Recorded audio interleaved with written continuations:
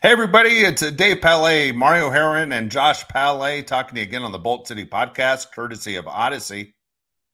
Chargers, Raiders week, as Charger fans say, and the excitement factor that the Chargers have something really to play for, and the Raiders, I think, not only are guys on that roster, guys playing for jobs, but you're looking at a head coach who a lot of people thought might be one and done, all of a sudden might have bought himself some time with the Raiders.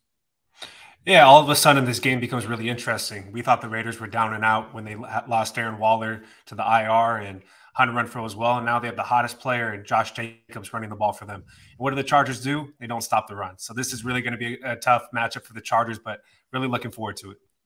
Yeah, I'm expecting the Raiders to really get up for this game. You know, maybe your playoff chances aren't necessarily alive, but to be able to kill the playoff chances for your rival, that's always a chance you're going to love, always a chance you're going to take. Been looking forward to this one. Was looking at like the greatest Chargers versus Raiders matchups like of all time. And the first thing that's came up is this was a Raiders site, so like take the bias, but they're like Derek Carr's MVP year 2016. And I was like, I don't think I've ever heard that in a sentence in my life, or two words put together, of Derek Carr and MVP year. So very, very excited for this week. And maybe 2022 is Derek Carr's MVP year as well. I remember it's funny looking at these matchups of these two teams for years. The Raider-Charger game that I think people will remember most if you followed this history of these two teams. And this is, I mean, when I was a little, before I even knew what football was, it was the Holy Roller play. And it was the famous play. And I don't know if you guys are aware of this play, but the Raiders basically had the ball. It was in San Diego, and one last play to go. And next thing you know, Ken Stabler fumbles, and then Dave Casper kicks it, and he recovers it 10 yards down the road in the end zone, and the Raiders pull off a win. And it was one of those that was devastating to obviously Charger fans and Charger players, and they changed the rules because of it. But you just see the San Diego chicken just flopping on his back. Can't believe what just happened. And John Madden, you know, the famous line is, you know, did that count? And the referee says yes, and get your big butt out of here, John. And it was crazy. It was crazy football. But it's one of those games that, went against the Raiders. And I mean, went against the Chargers, and people will say, well, the Raiders have had the penalty because of the tuck rule and things like that have come back to even out in their franchise. But it is exciting. I mean, we talk about teams we hate. I hate the Chiefs. You know, you guys dislike the Broncos the most. But when it's the Raiders and Chargers, there's a big storyline there, and that's obviously connections on both sides. That's very, very exciting. The Raiders are the only team in the AFC West that I have fond memories of. As a Charger fan, I'm 29 years old.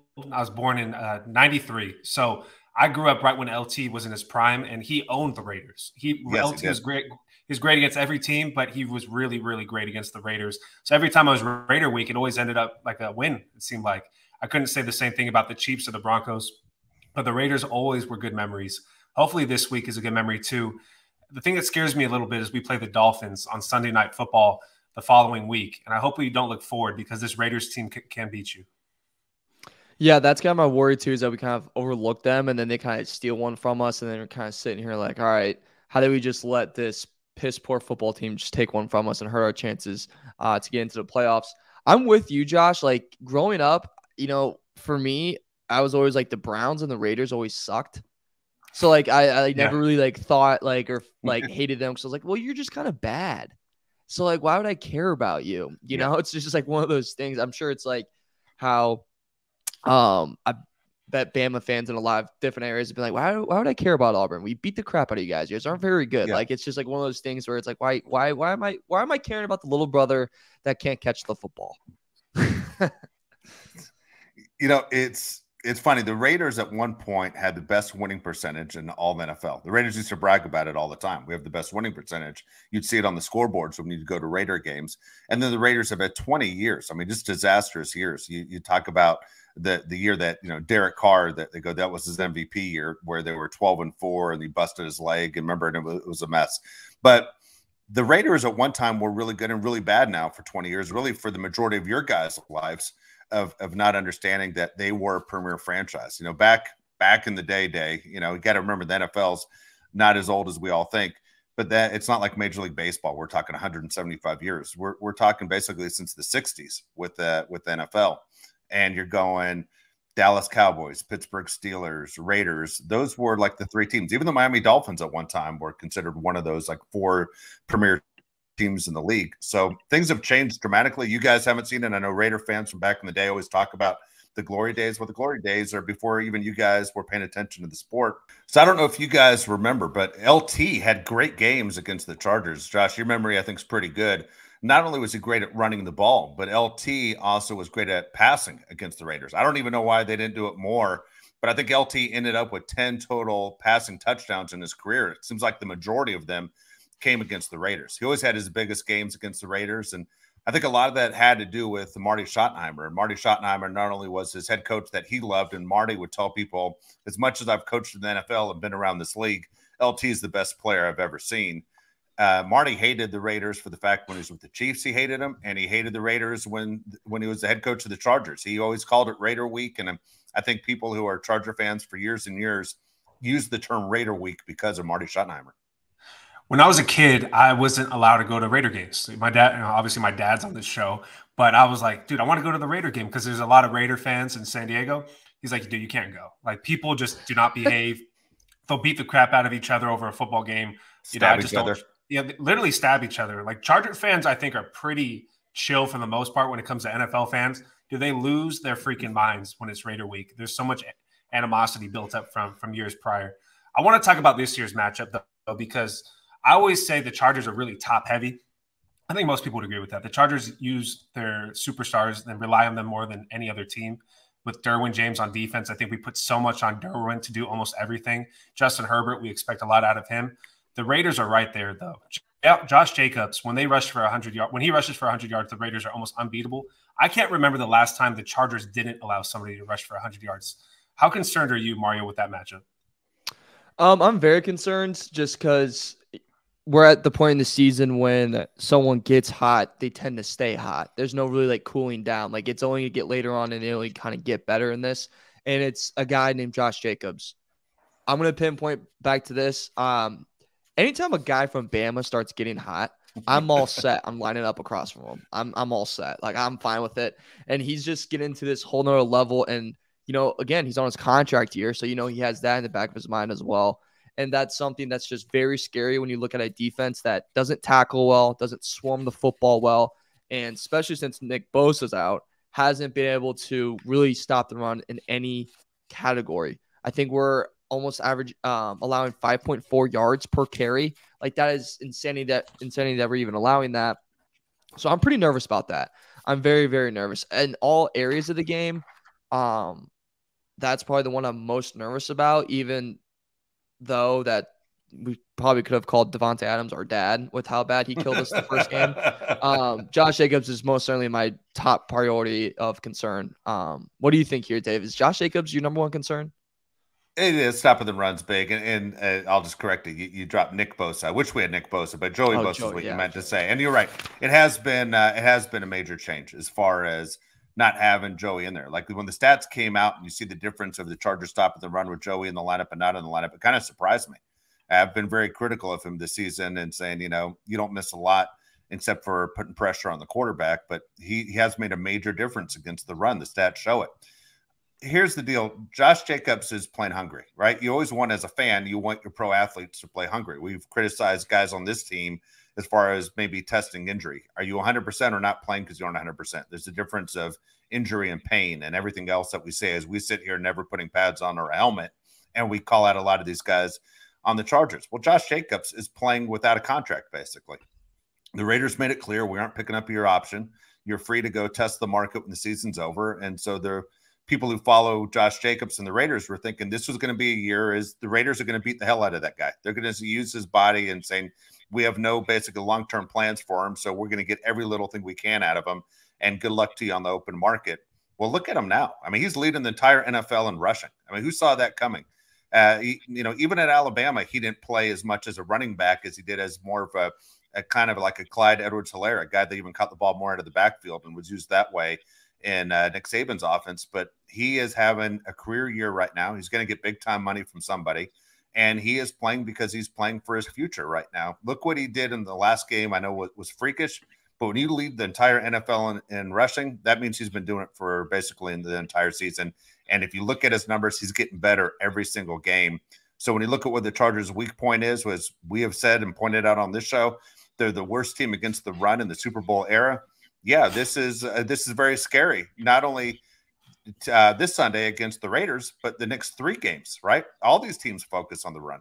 And you go in Raiders, Titans, Colts, and Dolphins, you're going, oh my goodness, you got some matchups coming up that don't benefit the Chargers. Yeah, they don't match well for the Chargers at all. I mentioned that they rely on their superstars. Max Crosby on the defensive side of the ball is the most relied upon guy in all of football. I think this insane stat that we talked about in our group chat, if I can find it. He has 10.5 sacks on the year. There's nobody on the team that has more than 1. Never seen that before, ever. It's just absolutely insane how good he is with nobody to help him out on that line.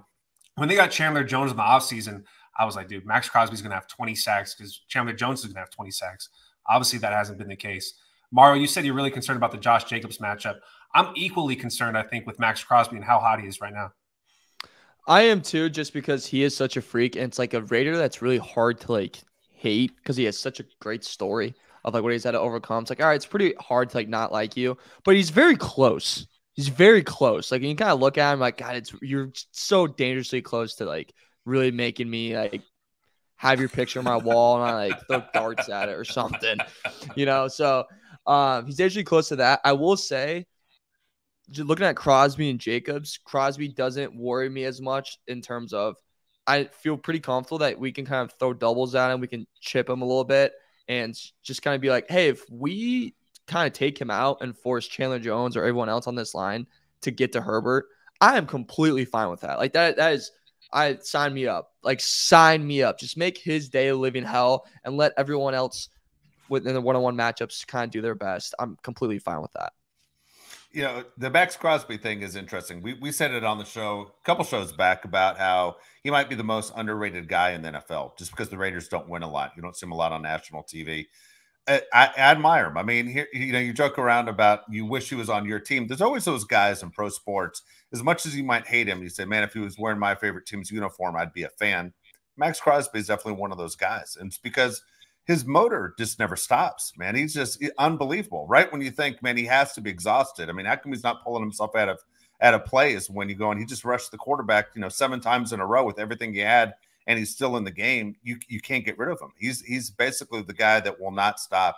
And so for Justin Herbert, at least he'll be able to see him coming. It's not like he's coming from his blind side, but he's basically so good. He's the guy, though, I think you should be able to figure out ways to chip, to get help, to basically keep him off of him. Justin Herbert, because as you said, the other guys haven't done any damage at all on the defensive line. You guys are 100% correct. This is the game right here where you really, really need Mike Williams. I say that every time, but you really do, because with Max Crosby there, you need to bring all the help you can just to get him away from Justin Herbert and have your guys win their matchups. With Josh Palmer as our number 3, I'm very confident going against this Raiders secondary, which has been bad for 20 years. Let's be honest. The Raiders never have a good secondary. You expect Keenan Allen to win his matchup, Mike Williams, Josh Palmer, and just have everybody else block. Seriously, Gerald Everett, maybe you're not playing this game or something because we need a tight end that can block. We can't have anybody hitting Justin Herbert, because if Justin Herbert does get hit by Max Crosby a few times, dude, we're one injury away from the season being over with Justin Herbert. We have nobody behind him. Chase Daniel looked like he's never played football before when he got in the game a few weeks ago. So just protect Justin Herbert, for God's sakes. Trey Pipkins is questionable. Corey Linsley is questionable. It really concerns me that we might not have enough protection out there for Justin Herbert.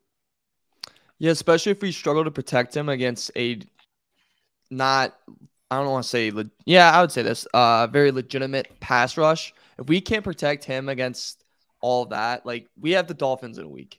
That's Chubb and company coming our way. That makes me very, very worried for that matchup. And it's kind of like what we said last week. The Cardinals weren't a great running team, and they ran all over us. Makes me very concerned for this weekend. So if we can't really hold our ground with a couple of guys out against a good but not great Raiders pass rush, then I'm very, very concerned of what's going to come in the future.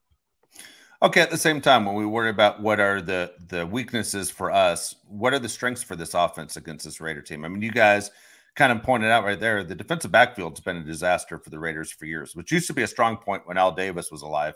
But is this the game where Justin Herbert has his game of the year? Is this the game where Justin Herbert breaks out And one of those where you throw for over 400 yards? Yes, yeah, absolutely it is. The Raiders are awful against the pass, 26, second to worst in red zone defense. I'm expecting 3 to 4 touchdowns from Justin Herbert. If we can protect him, like I said, there's no reason at all that we shouldn't tear apart this Raiders defense. They don't want to see any part of Keenan Allen. He looks really good. They don't want to see anything out of Austin Eckler if he's not chipping. If we could go a double running back set, one guy knocks the crap out of Max Crosby, Austin Eckler gets the ball to the backfield, something like that, something different. I would love to see Austin Eckler get more involved. Kind of like what they did last week. There's a terrible rush, right? My guys are coming for Justin Herbert. You kind of just dump it off like a drop, like a screen pass almost to Austin Eckler, and just have him run down the field, because that must be the best approach to win on Sunday. I expect Justin Herbert to do the South Park meme with the wheelbarrow. I expect that all day long, man. I mean, you look at his stats against him too. First time he plays him, 326 yards passing, 2 touchdowns. Second time, 314 yards, 2 touchdowns. Then he throws again for 383 yards. Earlier this year, throws for 279. He dominates the Raiders. He's key against the Raiders. He plays his best against the Raiders, which is great because you always want to play your best, against your rival. He has a history of doing that. He needs to continue doing that. We also need a big game from him to continue this playoff push. And we know that we're going to get Raiders' best game because that's what you get from your rival. So we need his best game to overcome the Las Vegas Raiders. I think he has it. I think Mike Williams probably won't play, but I think it's going to be a big day with him and Keenan Allen, which I'd be absolutely all for, just to get kind of Keenan Allen's energy back. And at one point, guys, we really got to get him a helmet where he doesn't get tackled and it's like up here. Happens like every single game. That's an art. I don't know how he has that. But I think Herbert dominates the Raiders. I would even say he throws 3 or more touchdowns on them. I think it's just going to be a freaking parade all over Las Vegas. And then after that, he's going to go to the blackjack table and double his net worth right after it. Like, I think it's going to be a very, very tough day for that secondary. Yeah, I think Herbert has a big day. You know, you mentioned Mike Williams real quick. So as we do the show right now, Mike Williams it does not look like he's ready to go, unfortunately. And so for Charger fans, you go, well, when's it going to be ready to go? Hopefully he's back in a week. If he's not able to play against the Raiders, hopefully you'll see him against the Dolphins. But they need Mike Williams. If they want to make a serious run and keep their playoff hopes alive, they got to get Mike Williams back on the field. But right now, things aren't looking like, as we do the show right now, looking at injury reports, that Mike Williams is expected to play, which means, Keenan Allen, great. Let him get more in sync. Let him get back on the field, get back to where he needs to be, and continue to be great. And then at the same time, Josh Palmer, I think all of us have grown to have faith in Josh Palmer, just like I'm sure Justin Herbert does. They have weapons, right? I mean, the Chargers do. It'd be great to have Mike Williams out there because he's probably your second or third best, I guess, weapon that you have through the passing game, if you want to throw Eckler in there at number 2. I think the Chargers still have enough without Mike Williams to pull out a win on Sunday.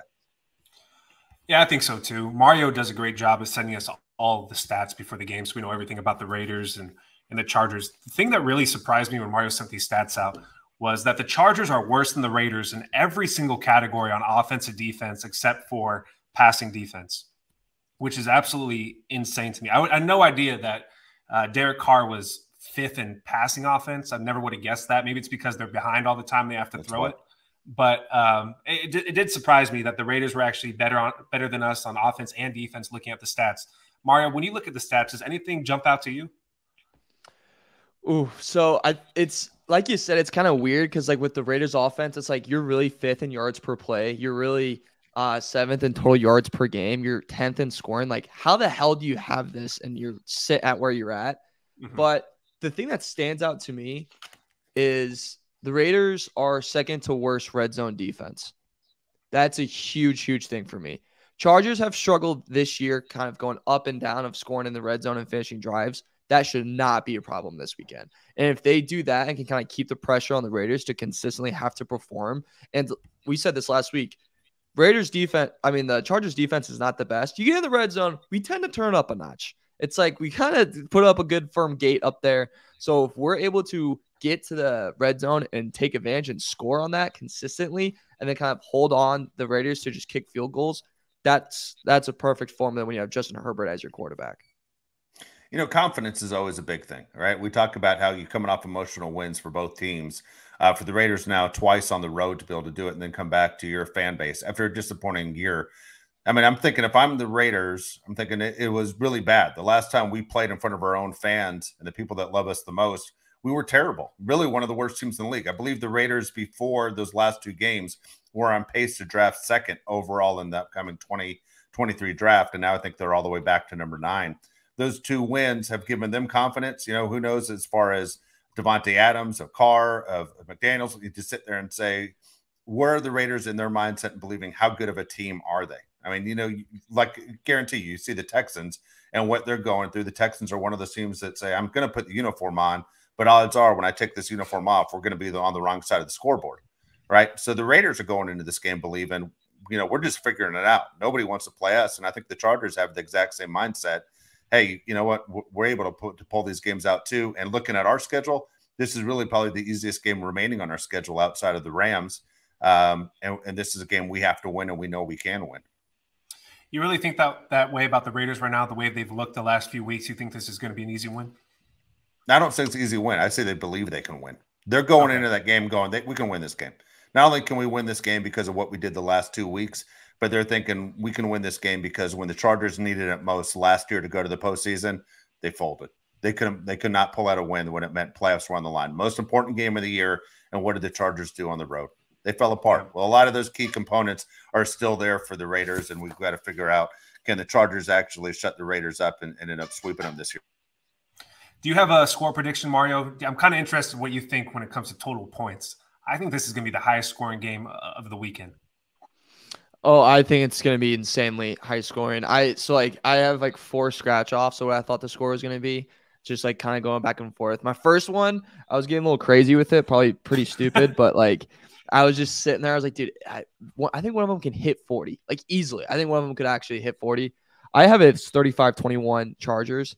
And the interesting thing too, if you guys just want something that just kind of doesn't make a lot of sense. So to begin the week, I remember seeing that the Chargers were favored. And then for some stupid reason that I do not know, the Raiders became the favorite at -1. What? Yes. Let me find it real quick. So it's jumped out, came out as Chargers -2.5, went down to 1.5. This is just in Indiana. This can vary by state. And then now it's Chargers +1, Raiders -1. I don't agree with that. Yeah. If I lived in a different state, I would, might text a couple buddies to do something for me here. I don't agree with that. I think the Chargers win. You know, I suck at this actually. I'm really bad at this. I always say the Chargers. I always say the Chargers are going to win by like 2 touchdowns against the Cardinals, and I'm always wrong. Dude, I think the Chargers hang 40. I really do. I feel really confident about this Raiders defense sucking and the Chargers putting up a ton of points. I'd love to see it. I'd love to see the Chargers get 40. I'll give you my final score prediction right now. I have 37-34 Chargers. All right. So I mean, looking at that point right there, it's obviously would be a 4-point difference. As far as what the point spread is gambling wise, but I have the Chargers winning this game by 3, and still that combined is pretty high. 37-34 is a high scoring game. I would love to see the Chargers score in the 40s though, and see this offense just go crazy. Yeah, my score prediction is going to be 41-35. Chargers get a stop at the end of the game, and it's going to be Derwin James again, the AFC Player of the Month. Very deserved. Derwin James is the best Charger defender I've ever seen. I saw the tail end of Junior Seau. I'll let Dave speak on this, but Derwin James does so much for the Chargers. It's so fun to watch, dude. It reminds me of when LT was on the Chargers. You're like, I'm so lucky that this guy's on my team. I feel the same way about Derwin James on defense. I wish he didn't get hurt so much. So thankful he's on our team that he's healthy this year. And it's a blessing in disguise. I mean, that guy. So I watched Hard Knocks today with the Cardinals, which was absolutely beautiful. Everyone, please go check it out. Welcome for the free ad, HBO. And when I was watching it, and they showed Derwin James just kind of be everywhere in his pick that he had, I'm like, dude, this guy is such a beast. It's unbelievable. And do you know who we haven't mentioned yet? That's absolutely going to take a dump on top of Derek Carr's head Sunday. Is my boy Mac.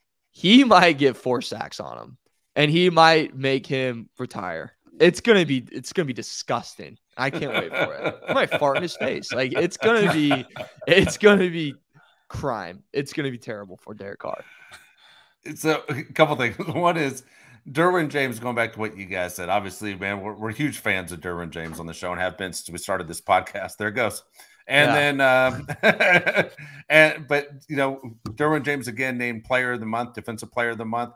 Here's what I'll always say to people when they go: should I go to the game or not go to the game? Should I watch it on TV or should I go to the game and the fan experience? And sure, it's going to take up more hours as far as getting in, getting out, traffic, everything that you think about the difference of an NFL game, because they do such a great job televising it and giving you all the different angles and the announcers. It is worth going to a Charger game if you've never gone before, just to look at Derwin James. You will appreciate him that much more when you just focus on what number 3 is doing.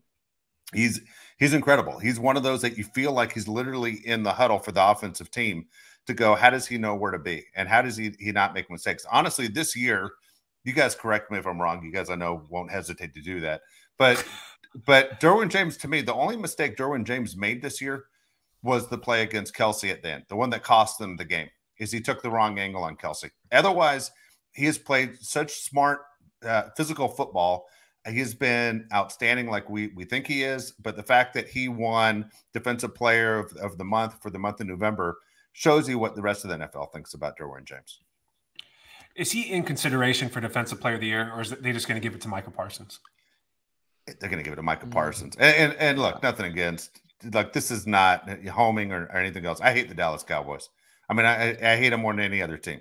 Micah Parsons is the best defensive player in the NFL. He just is. Sometimes you got to tip your hat and go, the guy's insane. And he is. Right now, that guy's ridiculous. My opinion. You agree, Mario?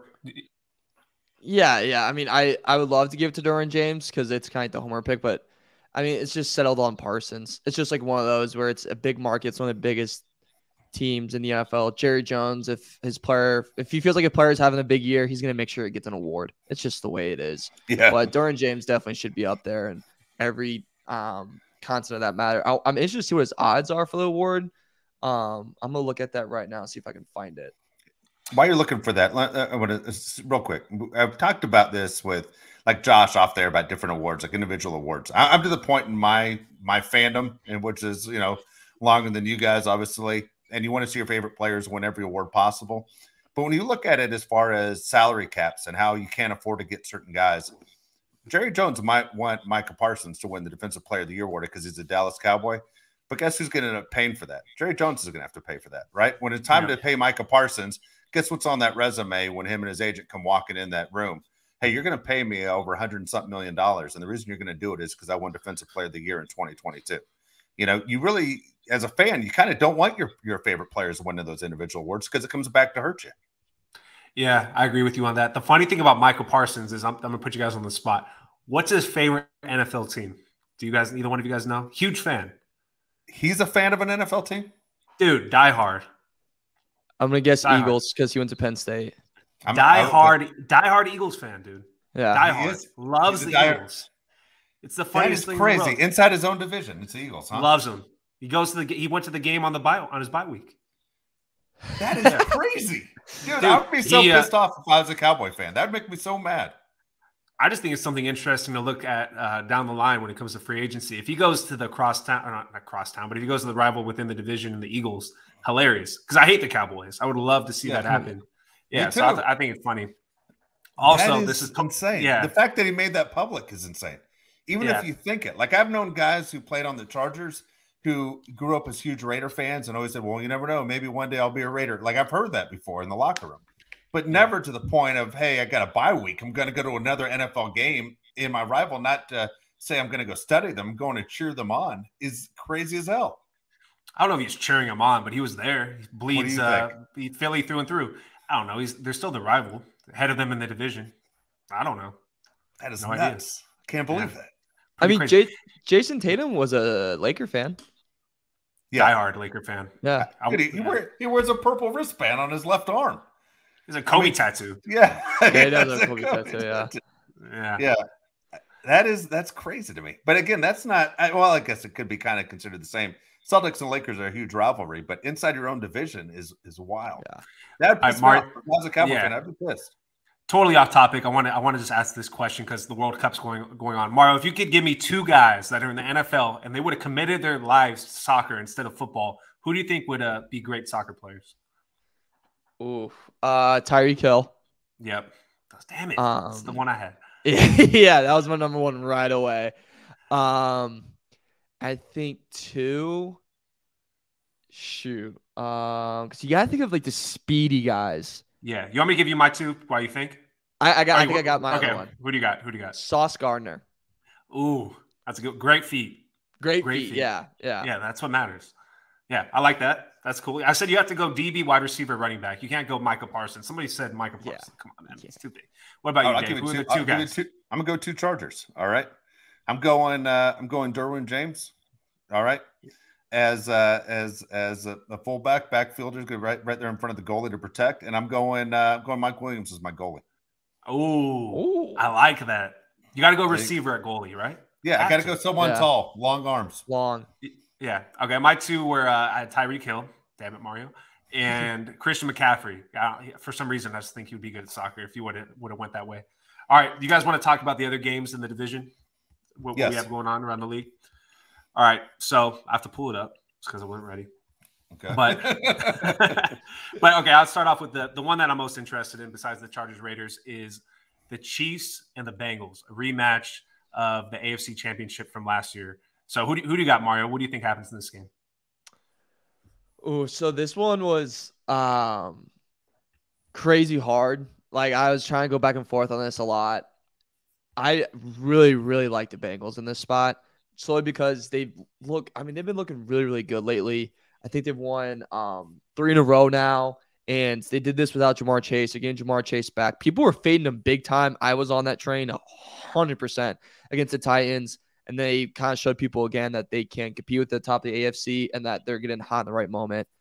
I really like them against the Chiefs, like probably too much, so much so that if you're listening to this pod, you should probably fade me in that metric because I like the Bengals so much.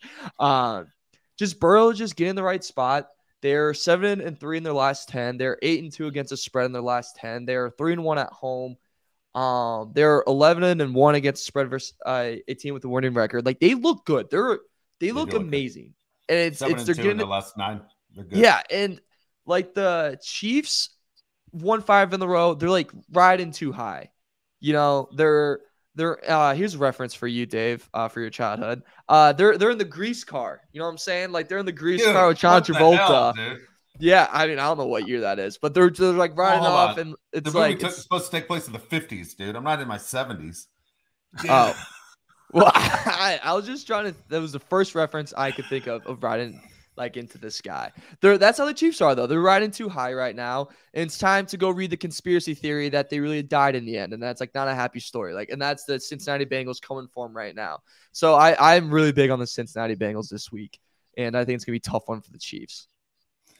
You know, it's funny. This is the game of the week to me. If you were going to say, hey, can I watch any game? You're watching this game. How's this not the Sunday night game? How are you getting the Colts and Cowboys on Sunday night? How did they not flex into this game? I mean, Josh just said, how important was it to go to the Super Bowl and the playoffs last year between these two teams? Cincinnati is one of those teams for me that I like to watch. I like to watch Joe Burrow, and I hate LSU and all that stuff. But I like Cincinnati and what they do. Like I like watching Miami Dolphin games. You know, it's exciting to watch how they play. That being said, the Chiefs are basically DJ Khaled. All I do is win. I mean, I don't know how you would say if the Chiefs go ahead and win, dude, what are you going to do? Right? You're going to go, Mario, you're going to go, I should have known it. That's all they do. Yeah. I mean, what is that, crazy to sit there and say, I like the Bengals too much? Because we all know that's just what the Chiefs do. Not only will they win, they will win in the last 2 minutes of that game because that's all they ever freaking do. I hope the Bengals stick it to them. I do. I like watching the Bengals, man. But, God, until the Chiefs just basically fall apart, I got to keep thinking the Chiefs are going to keep winning. But isn't Joe Burrow that guy to do it, though? He's the guy that's kind of like Mahomes. Like, you kind of trust him down the line. Like, he's going to get this thing done, you know? I hope he becomes that guy. He's goofy as hell. You see what the hell he was wearing walking into that Titan game last week? It was hilarious. I mean, he does not give – he does not care. Yeah, I'm sitting there trying not to swear talking about Joe Burrow. But, yeah, he doesn't care. He's just happy Joe. And there he is, man. He's really accurate and really fun to watch. And one of those exciting young quarterbacks like we have in Justin Herbert. The only difference is he's won big games, you know. And so for me, this is the game of the week. If you had to watch one game and it wasn't the Chargers, you're picking this game. This is a great game. I'm really excited to watch this. It's an exact rematch of last year when the Bengals played the Titans, and then they played the Chiefs the week after. Same thing this year. Yeah. They played Titans last week, Chiefs this week. This is a great weekend for football. Great weekend. We've had some really bad weekends recently. I think the matches have been terrible. This one's not the case. We have the Commanders, Giants, 2 playoff teams. Titans, By the way, Eagles. Yeah. But okay, you just threw one out there. There are 2 more games on here that you guys tell me what's the best game as you're going to read through. See, I was going to disagree with you. That's why okay. Go ahead. I'm sorry. Go ahead. Yeah. Finish your point. Yeah, no, it's okay. I like to talk to you. Don't worry. I'm sorry. My game of the week is Dolphins 49ers. Okay, that's the one I'm most interested in because who doesn't want to see that, man? You want to see Mike McDaniels and Tua. If Tua beats the 49ers and continues the Tua doesn't lose when he starts thing, holy crap, dude. MVP talk. Yeah. Dude, I'm with Josh on that. If Tua wins this game, Mario, he is an MVP in the league. Stop talking about Mahomes or anybody else. I mean, you're going to go all the way to San Francisco and pull that game out and beat the 49ers or just figuring things out, getting better every single week. Yeah, I take back everything I just said, guys. There are three games on here that are exciting. You could have flexed all of them. You could have flexed Titans, Eagles for me. You could have, because the Eagles stink against the run. You could have gone Dolphins, Niners. You could have gone Chiefs, Bengals. Anything's better than the Colts on prime time again, back to back from Monday to Sunday is insane. But I agree with Josh. I'm going 49ers, Dolphins. Mario, which game would you take out of those 3? First off, I agree with you. I don't know who Irsay was partying with last year that got him this back-to-back primetime games, but it must have been one hell of a party. So kudos to him. I think it's Dolphins-Niners. I agree with you guys. And I think a big reason for it, too, is I want Dolphins to win this game so bad and put, like, well, one, because I bet on it, but 2, because I want them to take all their energy on this game. And Mike McDaniels is like, I got to beat Shanahan, where they're so exhausted from it that they like forget that they have to play like the Chargers next week. Like they focus so much on this, they like almost overlook the fact that they have the Chargers in the next, and then it could play out well for us. But this is definitely, of all the games, this is 100% the game I want to watch. And I'm excited for Mike McDaniels' mic ups when they've mic'd him up, and him. He's a little bit of a weirdo, but he's pretty funny on the sidelines, and I kind of look forward to that every time. Yep. He is a little bit of a weirdo. All right, so I'm curious. I don't know. Maybe you guys know the answer to this question. The Dolphins back to back on the West Coast. I mean, you're playing San Francisco, then you're playing the Chargers. The Dolphins go back. Do they travel all the way back to Miami and then make this trip again? Do you guys have the answer to that, or am I just put you guys in a bad spot? I imagine they'd go back home, right? Yeah, I'd imagine. I don't know. Remember, Josh, a few years ago, you and I actually went. The Patriots were on the West Coast. And I think the Patriots had to play the Chargers and the Raiders back to back, and the Patriots stayed in San Diego for a full week. They told everyone we aren't going back and forth. It's too much on our bodies. We're just going to stay here and practice, and then we're just going to go to Northern California and face the Raiders up in Oakland. But I remember Bill Belichick did it. So I wonder what the plan was for the Dolphins. I mean, that's a lot of traveling going back and forth, to do it. I hope they go back and forth. I hope it helps the Chargers out and they do it. That was it. Go ahead, throw the other game out here in the AFC West. Finish what you're saying. The next game is Broncos Ravens. The game is in Baltimore. I'll go first. I think this is an absolute blowout. I think Lamar Jackson actually has a big game. Broncos defense has been amazing all season. I think they give it up a little bit here. I'm gonna go at least a 2-touchdown win for the Baltimore Ravens. Go ahead, Mark. Well, I feel good about my. So here's the thing. I placed a wager on the Broncos to cover. So hearing Josh's talk does not make me feel good. I suck though. I suck. Don't worry about what's the spread, Mario? What's the spread? So it came out at. Let me pull this up. It came out at 8, and then now it's to 8.5. So by more than a touchdown, and I am like falling in love with it. Like it's like I want to marry it. It's the NFL. It's the NFL, and like Lamar Jackson's been, he's been hurt. He only practiced today so far.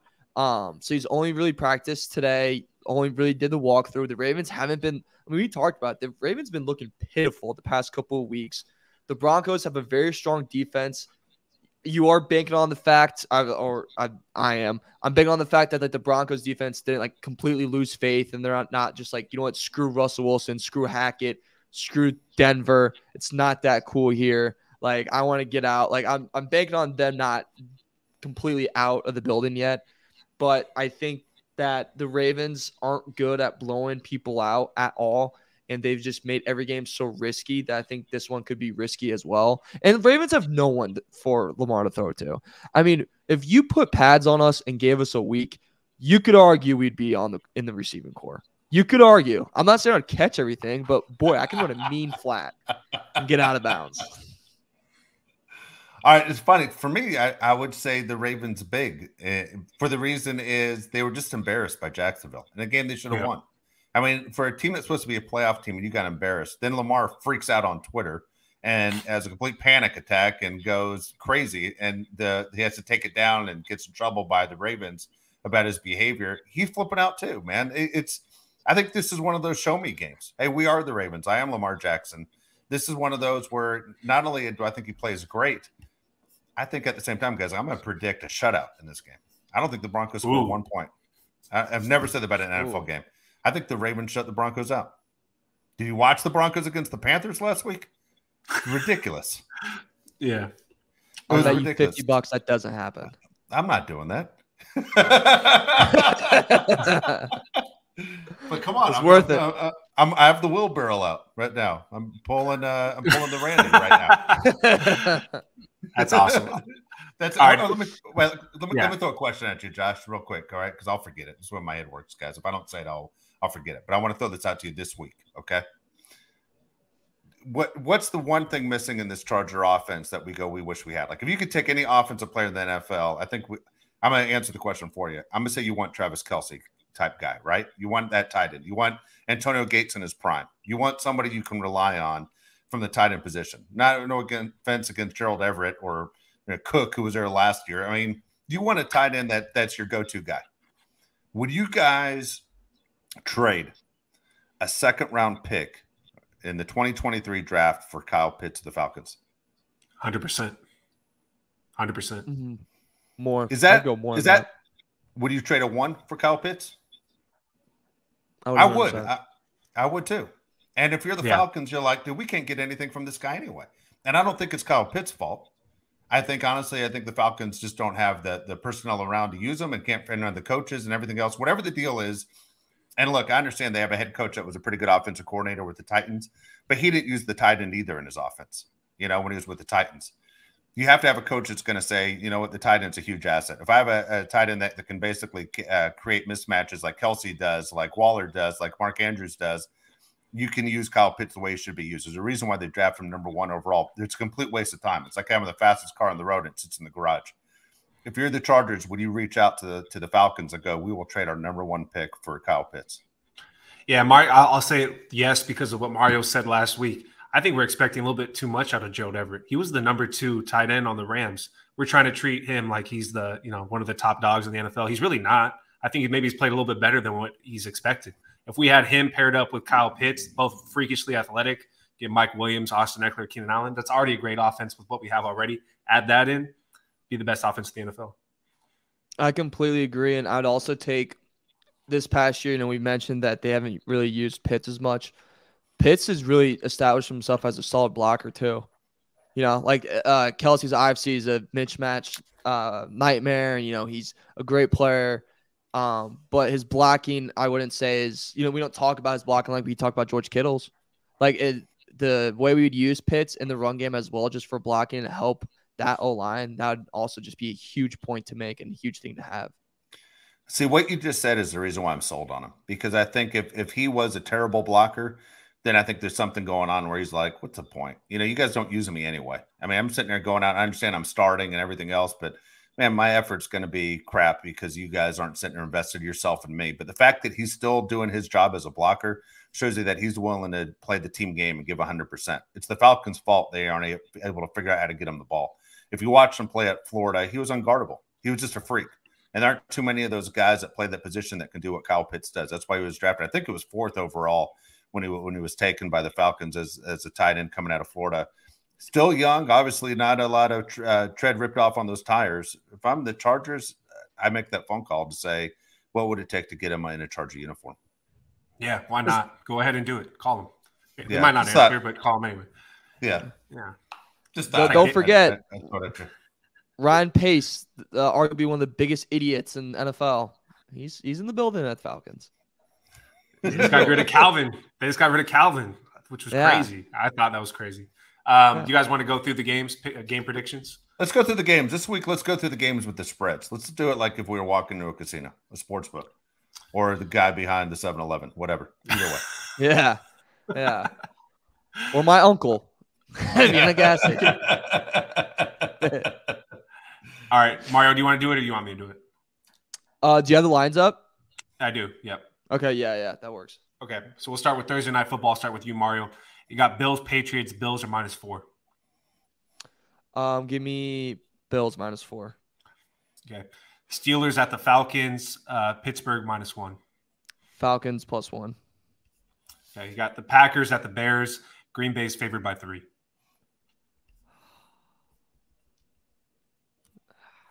You know what? No, I have to say Chicago. I can't go home. You got the Jaguars at the Detroit Lions. Jaguars are 1-point favorite. Give me Detroit. Yep, I'm with you there. Jets at the Vikings. Vikings are favored by 3. First off, O'Connell's done a really weird, crazy amount of press this past week, so I don't know what that's all about. If this PR guy wants him to wake up, but I like Vikings -3. You got Commanders at the Giants. Redskins are favored by 2.5. Give me Commanders 2.5.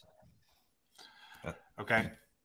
You got the Titans at the Eagles. Eagles are favored by 4.5. Ooh, Titans cover. Then you already went through this one. Broncos at Ravens. You like the Broncos to cover, correct? Yes. All right. Browns at the Texans. Browns with Deshaun Watson are favored by a touchdown. I'm gonna fade the scumbag, so give me Texans to cover just because he's a scumbag. Seahawks at the Rams. Seahawks are favored by 7. Shoot, give me Seahawks. Dolphins at the 49ers. 49ers are 4-point favorites. Fins to cover. Chiefs at the Bengals. Chiefs are 2-point favorites. Bengals, giving them a cover. Raiders are 1-point favorites. You got the Chargers, correct? Yeah. Okay. Stupid. Then the Cowboys are 10.5-point favorites at home against the Colts on Sunday Night Football.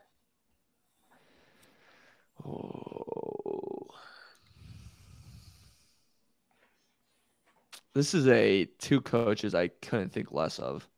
But I'm gonna take Cowboys -10.5. All right. Last game of the week, Monday Night Football. Buccaneers are favored by 3.5 over the Saints at home. Give me Bucks -3.5. Okay. Dave, you want to go through this one time? Yeah, All go right. ahead. You got the Bills at the Patriots. Bills are favored by 4. I'm going Patriots. Steelers at the Falcons. Steelers are 1-point favorites. I'm gonna go. It's at the Falcons. I'm going Atlanta. Yep. Packers at the Bears. Packers 3-point favorites. I'll go Packers. Jaguars at the Lions. Jaguars are 1-point favorites. I'm going Jags. Wow. Okay. Jets at the Vikings. Vikings by 3. Going Jets. Okay. Commanders at the Giants. Commanders are 2.5-point favorites. Commanders. Titans at the Eagles. Eagles are favored by 4.5. Dude, I'm going Tennessee. The Eagles stink against the run. Yep. Broncos against the Ravens. You already said you like the Broncos Ravens. to cover. Ravens to cover 8.5. And then you got the Browns at the Texans. Browns are favored by 7. Going Browns. Seahawks at the Rams. Seahawks favored by 7. Seahawks. Dolphins at the Niners. Niners are favored by 4. Oh, that's a tough one, man. Dude, I'm gonna go Niners. I'm thinking Niners cover on this one. Chiefs at the Bengals. Chiefs favored by 2. Going Bengals. You said you like the Chargers to cover. Then you got the Colts at the Cowboys. Cowboys by 10.5. Going Colts. I think that's a lot. Okay. Then you got the Saints Monday Night Football against the Buccaneers in Tampa Bay. Tampa Bay by 3.5. I'm going Buccaneers. Okay. Which one are you least confident in? It sounds like the 49ers Dolphins is the one you're not confident in. It's a coin flip. I would never bet that game. The only reason I'm picking the Niners is because I think the Niners are getting better. And also, man, damn it. Here's the two things. That plane flight's no joke. But here's the deal, man. There's a lot of guys associated with the Dolphins that really want to show the 49ers that you know what, you had extreme talent that you let get away. right? Jeff Wilson wants to make a point. Mozart wants to make a point. The head coach wants to make a point. There are guys that really are going to give their best effort, like playoff effort in this game against the Niners. You said it's 4.5. I'll trade that pick to the Dolphins. We'll go Dolphins. Okay. I'm going to go through my picks real quick, Mario. Buffalo, Pittsburgh, Green Bay, Detroit, Minnesota, Washington, Tennessee, Baltimore, Cleveland, Seattle, 49ers, Chiefs, Chargers, Cowboys, Buccaneers. And that's what's going to happen. It's going to be just like that. If you do, we'll buy you a jersey. Hit the mic down. It's all done. Yeah, that's it. You literally dropped the mic moment. Yeah. There you go. All right. Wait, I'm sorry. Real quick. We didn't go players of the game for the Chargers. I'll go first. Josh Palmer. I think it's like 4 weeks in a row. I'm gonna go Josh Palmer, and then on defense, Drew Tranquil, for the 4th week in a row as well. All right, I'm gonna go since I'm gonna leave Derwin James open, so I'm not allowed to take him. I told you Khalil Mack. I called it last Sunday. I'm going Khalil Mack on defense. He's my guy. I'm going Keenan Allen on offense. Nice. I'm going Mack attack as well. I think he's gonna make Derek Carr so scared, and I hope Gruden's in the building too, somewhere being weird and seeing the biggest mistake he's ever made in his career. And then offensively, Isaiah Spiller, do it. I'll go Eckler. Give me Eckler. Good call. Give me Eckler. Yeah, nice. Keep the hot streak going. Before we go to, is there anyone more interesting looking than Mark Davis? No, there's not. No.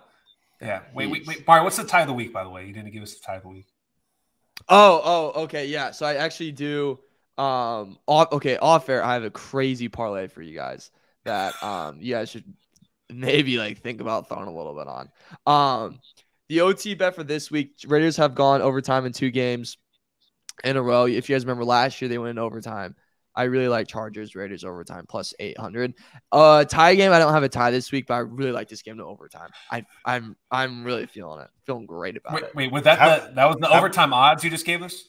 Yeah, it was only plus 800, which sucks. I didn't know they did overtime odds. Yeah. That's funny. I thought you were going to say Jags Lions, the tie of the week. That's what that would be a tie. That would be a tie. That would 100% be a tie. My overtime game, I don't do this, but I'm going to go Chiefs Bengals, going to go to overtime. That's my game. See if I can find that. That'd be something else. I already gave you a shutout game of the week. Hell, we've never done that one too. There you go. There you go. All right, so we're going to be back on Sunday right after the game. Okay, Sunday right after the game. Chargers, Raiders. It's going to be exciting. One way or another, this is going to be a great game. Can't wait to talk about it. Hopefully, you'll join us as well on the Bolt City Podcast. Again, Josh Palet, Mario Herron. I'm Dave Palet. Again, Bolt City Podcast. Thanks for listening. Check us out on YouTube as well. And again, thanks to Odyssey Sports for letting us do this.